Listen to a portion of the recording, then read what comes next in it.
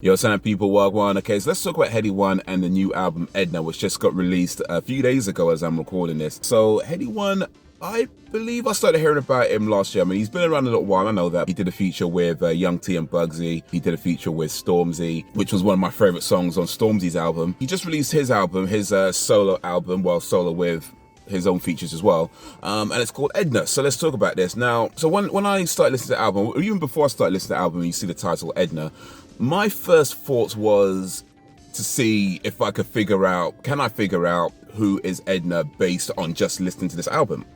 So I'm listening to the album. This is before, I mean, I know now because I looked it up, but before I looked it up, from listening to the album, I was getting the impression that Edna was a mother figure. Somebody who raised him, somebody who had a big part in his upbringing. And I got the impression that it was perhaps an older sister. And the main reason for that is, I mean, he does mention her in this kind of motherly way for the album, but the main reason I was thinking as an older sister was on the track Therapy. He says, my sis, you played this role and that role, and then that too. Edna, you motivate me, this is all you. So I was thinking, okay, maybe Edna's his older sister. I've come to learn, as I said, I looked it up, that Edna is actually his mother. His mother passed away in 1998 when he was 3 years old, so rest in peace to Edna Dua. But then I'm thinking that, okay, if his mother passed away, he's 3 years old, then why talk about the mother in this raising way? How can your mother raise you, if she passed away, is what I'm thinking. And then it occurred to me as I'm listening to the album again, I listened to it a bunch of times, by the way, it's not so much the mother raised him in the physical sense, but more the idea and the memory of who she was. So, she was a forgiving person, she was a kind person, and I guess people who knew her, so perhaps older siblings and aunties and other people who knew her, were telling him about who his mother was throughout the years as he's growing up, and he's thinking that he wants to be like that. He wants to have those qualities for himself. And I think that's what is meant, and I could be wrong, by the way, I could be completely way off, but I think that's what is meant by referring to his mother in this way of, the person that motivates him, the person that he wants to teach him forgiveness. The album, I would say, though, is a lot to do with, being poor and then coming into money, being in a life of crime and then coming out of that. So there's a lot of that kind of, rags to riches stories throughout a lot of the tracks. I think that's kind of like an overarching theme throughout a lot of the tracks. But what I think separates this from, say, any other, sort of rags to riches, crime to non-crime story is that, the whole time he's trying to be a better person. So it's not that, he's like, I'm a gangster, I'm a gangster. Look at me, I'm a gangster. He's part of this life because of where he is, his situations. There's one song where he says, youth clubs are closing and youth offenders are crowded. So he's in a position where he's grown up poor, he doesn't have money, he's trying to do the best he can, but circumstances around him mean that he ends up doing other things. But even, while that's happening, like he talks about, reading the Bible while in prison, doing a lot of reading, particularly Psalm 35, which is the name of one of their tracks. So I think as a body of work, the whole thing kind of tells a story of a person who, wants to do the right thing, wants to do good, but circumstances and environment lead him to do other things. But in doing that, he's trying to look to the memory of his mother as guidance into how to come out of that and how to better himself. And I think that's emphasized by the fact that the first song is called Teach Me, where he says, Edna, teach me forgiveness, throughout that song. And then throughout other songs in the album, he doesn't always directly talk about his mother, but he does say, teach me, in the same way that he says it in the first song, teach me, teach me. And I think that's a reference to his mother teaching him forgiveness, or his mother, or him looking to his mother as guidance of how to be a better person.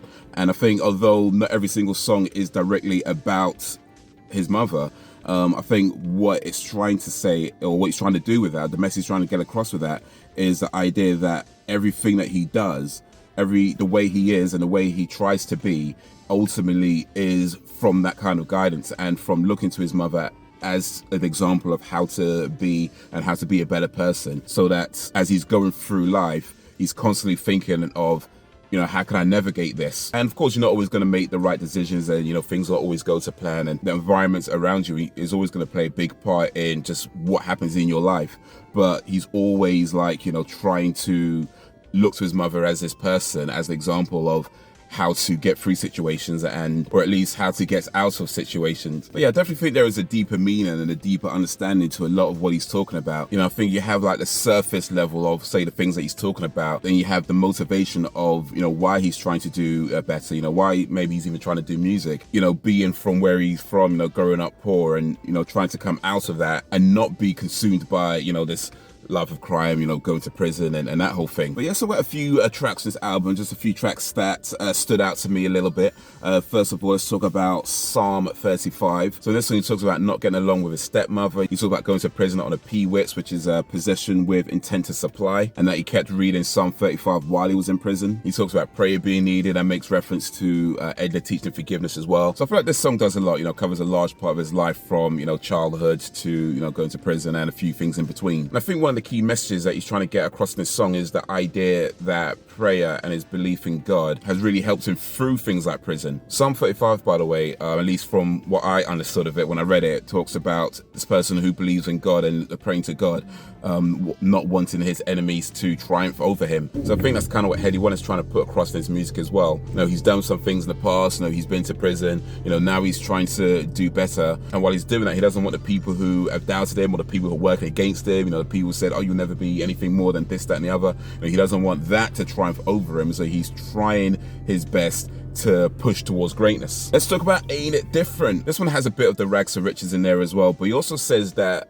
he can't travel abroad because of the conviction. So that's a consequence of the life that he's led, that he can't move around as freely as he'd like. But the thing about this tune, that just bangs.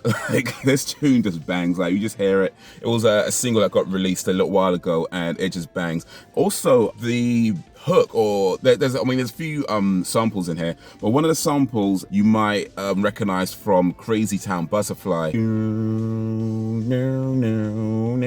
But what you might not know is that little hook, or shall I say little ditty, is originally from a Red Hot Chili Peppers song on, I think, their debut album, might be their second album. I have to double check that, but it's a song called Pretty Little Ditty, and that's where that is originally from, the Red Hot Chili Peppers. And speaking of Red Hot Chili Peppers, I'm gonna do a video real quick, not right now, but soon come. I've got a video I'm trying to do for the Red Hot Chili Peppers, so that's something to stay tuned for. Anyway, let's talk about Only You Freestyle. This is featuring Drake, and yeah, this just bangs. This tune just bangs. Hearing a Canadian rap using British slang is quite the treat, actually. It's quite a treat. So that's a cool tune. That's bangs. Try Me, that's probably my favorite song on the album, I'd say. Again, it just bangs. It's featuring Skepta. Skepta kills his verse. They talk about, where they came from and where they are now, and they're not wanting to be broke again. So that's, another motivation for trying to do all the things that he's doing. And then Cold, which is the last song on the album, this is where he talks about the youth clubs closing while youth offenders are crowded. He also talks about friends of his that have passed away, and that, the money and the jewelry and all that kind of stuff doesn't, take away the pain. But the chorus by Cash Page has an interesting line where it says, I want these niggas to feel my pain, which I think is a reference to really the whole album. He wants you to feel what he's been through. He's got money now and he's got some fame now, but wasn't always like that, right? He's lost his mother. He didn't get along with his stepmother.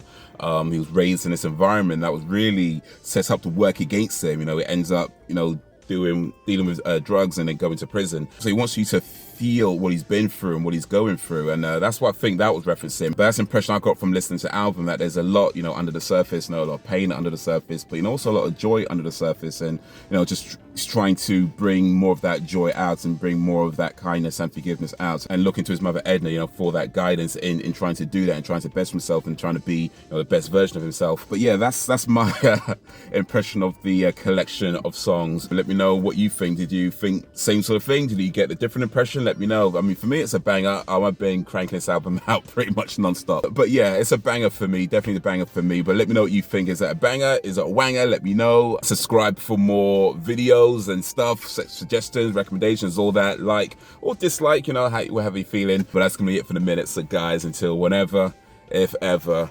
peace.